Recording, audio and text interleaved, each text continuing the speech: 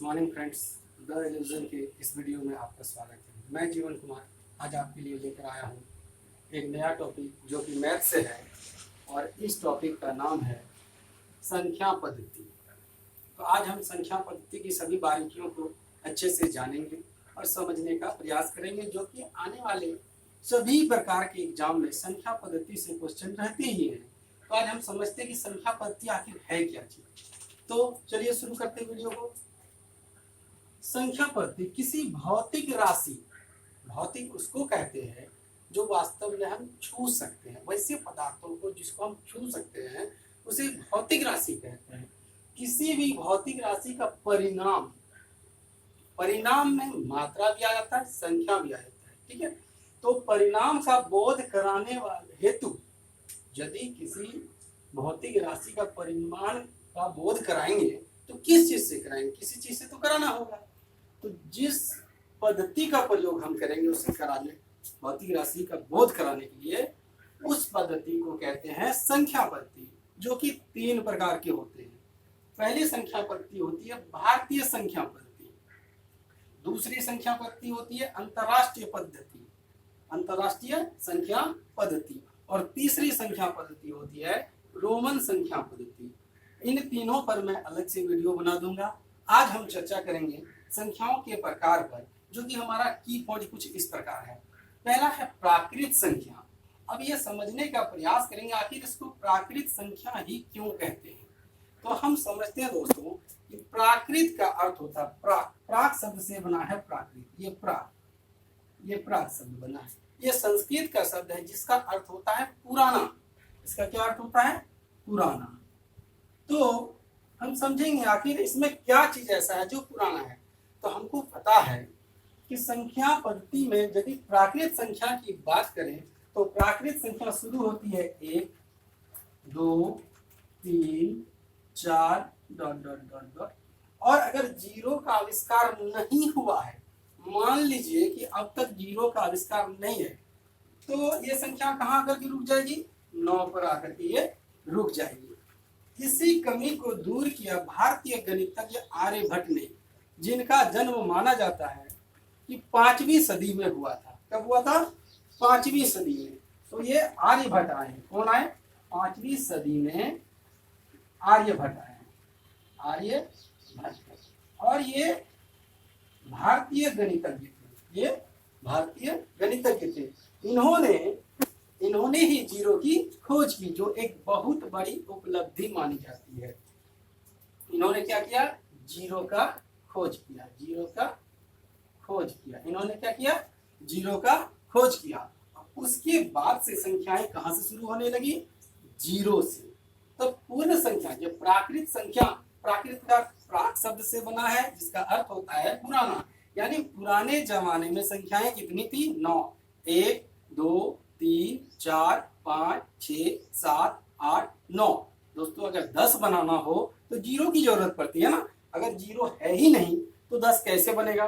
तो प्राकृत संख्याएं 1 से शुरू होती है और इसकी परिभाषा में आपको मिलेगा ये अनंत तक जाती है। लेकिन ये अनंत तक तब जाती है जब जीरो का खोज हुआ। तो जीरो की खोज किसने की? आर्यभट्ट ने। और कब की? 5वीं सदी में जीरो की खोज की आर्यभट्ट ने। तो आर्यभट्ट ने जब जीरो की खोज की तो इसकी बाद की संख्याएं लिखी जाने लगी। तो जन संख्याएं जो अधूरी थी, जो पहले संख्याएं अधूरी थी, अब वो हो गई पूरी। इसलिए पूरी को तत्सम भाषा में कहा जाता है पूर्ण। तो प्राकृत संख्या जब जीरो से मिल गई तो वो क्या बन गई? पूर्ण संख्याएं। इसलिए पूर्ण संख्याएं जीरो से शुरू होकर के अनंत तक जाती है। पूर्ण संख्याएं 1 से शुरू होकर के अनंत तक जाती हैं। ये 2 क्लियर हो गया। आगे बढ़ते हैं। अगला है सम संख्या। वैसी संख्या जो 2 से, किससे? 2 से, वैसी संख्या जो 2 से पूरी तरह विभाजित हो उसे सम संख्या कहते हैं। जैसे 2, 4, 6, 8। आप स्क्रीनशॉट लें, मुझे थोड़ा साफ करना होगा, जगह की कमी है।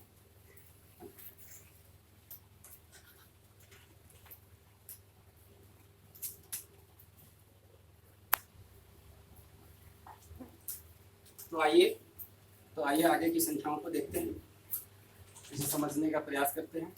अगला संख्या है विषम संख्या। वैसी संख्याएं जो 2 से पूरी तरह विभाजित नहीं हो, वैसी संख्याओं को विषम संख्याएं कहते हैं। जैसे 1, 3, 5 डॉट। ये संख्याएं 2 से पूरी तरह विभाजित नहीं होती है, ऐसी संख्याओं क्या कहते हैं? विषम संख्या कहते हैं। आगे बढ़ते हैं। भाज्य संख्या।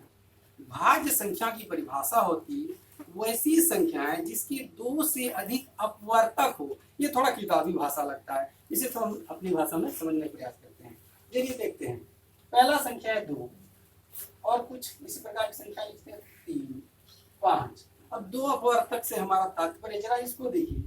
यदि यह करता है किसी से, कैसे अगर विभाजित होता है किससे हो सकता है? 1, क्योंकि 1 से सब विभाजित होता है। और फिर अगला होता है 2, इससे ज्यादा इसके अपवर्तक है क्या? नहीं है। इसके बारे में देखते हैं। 1 और 3, इससे अलावे वो किसी से भी नहीं कटेगा। इसको देखते हैं 1 और 5, तो इसी को कहते हैं हम 2 अपवर्तक। वैसी संख्याएं जिसके सिर्फ 2 ही अपवर्तक हो उन्हें कहते हैं अभाज्य संख्याएं। तो ठीक इसकी समझ लीजिए, जिसके 2 से अधिक अपवर्तक हो उन्हें क्या कहेंगे? सॉरी, ये अभाज्य संख्या के बारे में बात कर रहे थे, यहाँ उल्टा हो गया। चलिए हम यहाँ चेंज कर देते हैं। जिसके सिर्फ 2 ही अपवर्तक हो उन्हें कहेंगे अभाज्य संख्याएं, और जिसके 2 से अधिक अपवर्तक हो उन्हें कहेंगे भाज्य संख्याएं। चलिए इसको भी देख लेते हैं। जैसे 4, 6, 9, 10। इसको देखिए, ये इसको अगर हम काटें तो ये किससे कटेगा? 1 से, फिर 2 से भी कट जाएगा और फिर 4 से भी कट जाएगा। तो 1 से अधिक अपवर्तक हुआ कि नहीं? सॉरी, 2 से अधिक अपवर्तक हुआ कि नहीं? तो जिसके 2 से अधिक अपवर्तक हो उसे कहेंगे हम भाज्य संख्या है। तो भाज्य संख्या भी क्लियर हो गया। आगे बढ़ते हैं। हमारा है परिमेय संख्या। परिमेय संख्या और अपरिमेय संख्या पर भी हम अलग से वीडियो बनाएंगे। आज थोड़ा इसको समझ लेते हैं क्योंकि ये लंबा हो जाएगा टॉपिक। देखते हैं परिमेय संख्या। वैसी संख्याएं जिसको हम P/Q के रूप में लिख सकते हैं। वैसी संख्याएं जिसे हम P/Q के रूप में लिख सकते हैं। अब P/Q से हमारा तात्पर्य है कि Q जो है Q not equal to 0, Q 0 नहीं होना चाहिए, क्योंकि यदि हम किसी संख्या को 0 से भाग दे देते हैं तो उसका जो होगा वो हो जाएगा भागफल अपरिभाषित, यानी इसे किसी ने भी परिभाषित नहीं किया है अब तक। तो हम 0 नीचे नहीं लिख सकते। P/Q के रूप में लिख सकते हैं लेकिन 0 नहीं लिख सकते हैं। चलिए इसके कुछ उदाहरण लेते हैं। तो थोड़ा साफ कर लो इसको।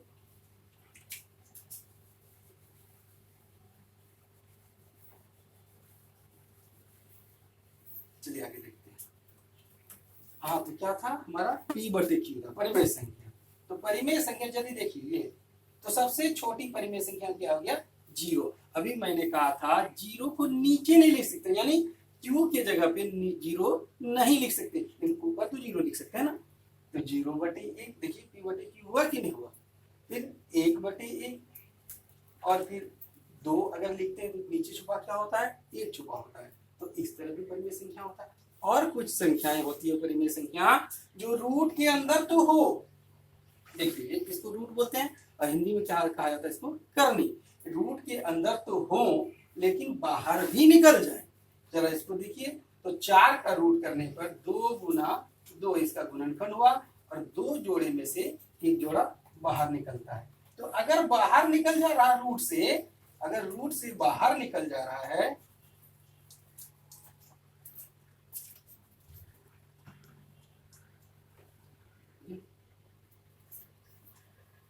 अगर कोई संख्या रूट के अंदर हो, चलिए लेते हैं 36 को।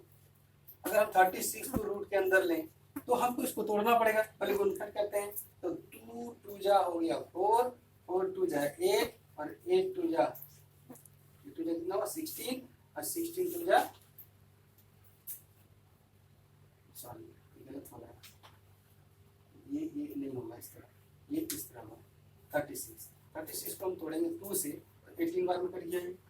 फिर 2 से करते हैं तो 9 बार में, और फिर 3 3 जा 9। अब इसमें जोड़ा लगाते हैं। इसमें जोड़ा लगाएं, 2 का जोड़ा लगा और फिर 3 का जोड़ा लगा। तो देखिए इसमें से बाहर क्या निकला, एक 2 निकला और एक 3 निकला, तो कितना निकला 6। तो वैसी संख्याएं जो बाहर निकल जाए, वैसी संख्याएं जो बाहर निकल जाए रूट से, वो होती है परिमेय संख्या। अब चर्चा करेंगे हम अपरिमेय संख्या, वैसी संख्याएं जिसको हम रूट से बाहर नहीं निकाल सके या P/Q के रूप में नहीं लिख सकते, P/Q के रूप में नहीं लिख सकते हैं, वैसी संख्या हो जाएंगी अपरिमेय संख्या। चलो इसको समझते हैं, जरा इसको देखिए। तो किसी का अगर दशमलव प्रसार करें, हम दशमलव प्रसार कर रहे हैं 0.1, फिर 0.1, 0.1, फिर 0.1। यहाँ पर देखिए ये बढ़ रहा है, एक बार 0 हुआ, फिर 2 0 आया, फिर 3 0। ऐसी संख्याओं में कुछ ऐसे दशमलव प्रसार मिलेंगे जो कभी भी एक जैसे नहीं हो, वो बार बार बदलते रहेंगे, उनकी संख्या बढ़ती रहेंगी। तो इन्हें हम P/Q के रूप में कभी नहीं लिख सकते। एक अगला वीडियो बना दूंगा परिमेय और अपरिमेय पर, उसमें ज़्यादा क्लियर करेंगे। अभी थोड़ा संख्या को समझ लेते हैं, संख्या और संख्या पद्धति को समझ लेते हैं। आगे बढ़ता हूँ। अगला संख्या है सहअभाज्य संख्या। सहअभाज्य, सह मीन्स साथ और अभाज्य वो साथ में भी हो और अभाज्य भी हो, वैसी संख्याएं जो आपस में ना कटे। जरा इनको देखिए, 3 ले लेते हैं और 4 ले लेते हैं, जरा इनको देखिए, ये सहअभाज्य युग्म भी कहे जाते हैं। इनको देख लीजिए, क्या 3 से 4 कटेगा? नहीं कटेगा। 4 से 3 कटेगा? नहीं। तो अगर इनकी परिभाषा की बात करें तो इनके बीच में कोई भी उभयनिष्ठ गुणनखंड नहीं होंगे एक के अलावे, क्योंकि एक तो सब में रहता है, एक के अलावे कोई भी एक गुणनखंड सार्वगुणनखंड नहीं मिलेंगे। तो ये हो गया हमारा सहअभाज्य संख्या। अगला संख्या है पूर्णांक। तो यह नाम से ही पता चल रहा है पूर्णांक। पूर्ण है जो अंक, वह अंक जो पूरा हो उसे कहते हैं पूर्णांक। चलिए समझते हैं। मान लीजिए ये 5 है, तो क्या ये पूरा है कि नहीं? बिल्कुल है। देखिए 5 पूरा है। तो जो पूरा होगा, चाहे ये प्लस में हो चाहे माइनस में हो, जो संख्या पूरी है उसको कहते हैं पूर्णांक। और यदि कोई संख्या पूरी नहीं है तो उसे क्या कहेंगे? तो उसे कहेंगे हम भिन्न। उसे क्या कहेंगे? भिन्न कहेंगे। वैसी संख्याएं जो पूरी ना हो उसे हम क्या कहेंगे? भिन्न। तो भिन्न के भी कुछ प्रकार हैं, उसको बाद में समझेंगे। तो जैसे देखिए 1/2, इसका मतलब है 2 टुकड़ा में से एक टुकड़ा लिया गया। यदि हम कोई चीज बनाते हैं, चलिए ये चीज है, इसको हम 2 टुकड़ा कर दिए, तो एक टुकड़ा इधर एक टुकड़ा इधर। तो इन दोनों टुकड़ा में से यदि हम एक टुकड़ा लें तो 2 टुकड़े का एक टुकड़ा, ये पूरा हुआ क्या? नहीं पूरा हुआ। तो नहीं पूरा हुआ, इसको हम कहेंगे भिन्न संख्या। तो ये भिन्न हो गया। अगला बढ़ते हैं। पूर्णांक समझ रहे थे। पूर्णांक वैसी संख्या जो पूरी हो। पूर्णांक का अर्थ ये होता है पूर्ण है जो अंक, तो पूर्णांक हो गया। तो पूर्णांक के बाद हम देखेंगे ऋणात्मक संख्या। वैसी संख्या जो माइनस में हो, जिसमें माइनस लगा हुआ हो, जैसे -2, -3, -4, -5। अच्छा एक सवाल और बताइए, क्या 0 ऋणात्मक संख्या है कि धनात्मक संख्या है? सोचिए। तो मैं बता दूं, 0 ना तो ऋणात्मक संख्या है और ना ही धनात्मक संख्या है, क्योंकि 0 जो है संख्या रेखा के बिल्कुल ही बीच में है। यदि हम बाईं ओर चलेंगे तो यहाँ पर हमको मिलेगी ऋणात्मक संख्याएं, ऋणात्मक संख्याएं। और यदि हम दाहिनी ओर जाएंगे संख्या रेखा के, तो यहाँ पर हमको मिलेगा धनात्मक संख्याएं। बाईं ओर ऋणात्मक संख्याएं और दाहिनी ओर धनात्मक संख्याएं। 0 कहाँ पर है? बीच में है। तो 0 ना तो ऋणात्मक है और ना ही धनात्मक है। यदि बाईं ओर जा रहे हैं तो ऋणात्मक हुआ और दाहिनी ओर जाएंगे तो धनात्मक मिलेगा। धनात्मक को हम प्लस से भी दिखा सकते हैं और नहीं भी दिखा सकते हैं, डायरेक्ट धनात्मक हो सकता है क्योंकि प्लस छिपा हुआ रहता है। अब बात करते हैं भिन्न के बारे में। तो चलिए समझते हैं भिन्न के बारे में। इसका आप स्क्रीनशॉट ले लीजिए। आगे बढ़ते हैं, भिन्न के बारे में समझते हैं।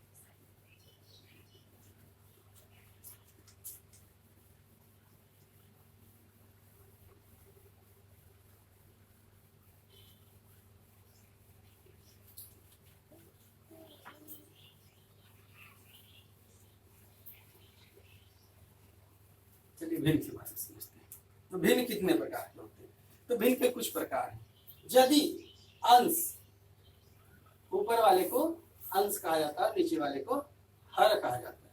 यदि अंश हर से छोटा हो, यानी ऊपर छोटा हो और नीचे बड़ा हो, ऊपर छोटा नीचे बड़ा हो। एक उदाहरण लेते हैं, 2/7। जरा देखिए, ऊपर छोटा है और नीचे बड़ा है, तो ऐसी संख्याओं को समभिन्न कहते हैं। क्या कहते हैं?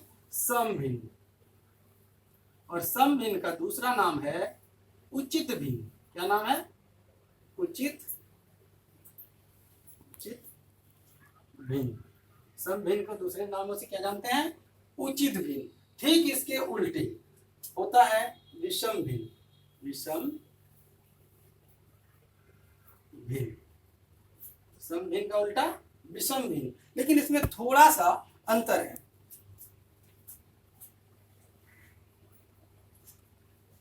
क्या अंतर है उसको समझते हैं। यदि किसी अंश का, भिन्न का अंश और नीचे है हर, यदि अंश ऊपर बड़ा हो, यानी अंश बड़ा हो और हर छोटा हो, या इसमें थोड़ा सा बदलाव आया है कि दोनों बराबर हो, ऊपर भी और नीचे भी, ठीक है, दोनों बराबर हो, यदि ऐसा भी हो तो इसको हम कहेंगे विषम भिन्न। इसका एक उदाहरण लेते हैं, जरा देखिए इसको। 7/2 और 2/2 देख लीजिए, इसमें ऊपर बड़ा और नीचे छोटा, और यहाँ पर दोनों बराबर है, तो ऐसे भिन्न को हम कहेंगे विषम भिन्न। इसके बाद आता है मिश्रित भिन्न। मिश्रित भिन्न, जरा देखिए इसको। वैसा भिन्न जिसमें एक पूर्णांक हो, एक पूर्णांक, अभी चर्चा किए थे हम लोग, पूर्णांक क्या होता है? वैसी संख्या जो पूरी हो और उसके साथ एक समभिन्न जुड़ा हो। पूर्णांक के साथ समभिन्न, पूर्णांक के साथ क्या जुड़ा हो? समभिन्न, पूर्णांक के साथ समभिन्न। तो ऐसे भिन्न को कहते हैं हम मिश्रित भिन्न। एक उदाहरण से समझते हैं, 5/2/7। देखिए हुआ ना? इसका आप स्क्रीनशॉट लीजिए, आगे बता।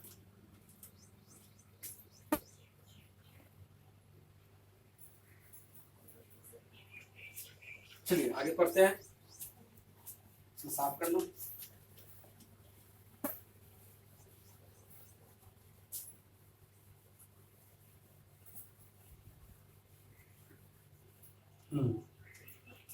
मिश्रित भिन्न के बाद आता है इकाई भिन्न। इकाई भिन्न, नाम से ही पता चल रहा है, इकाई का मतलब होता है एक।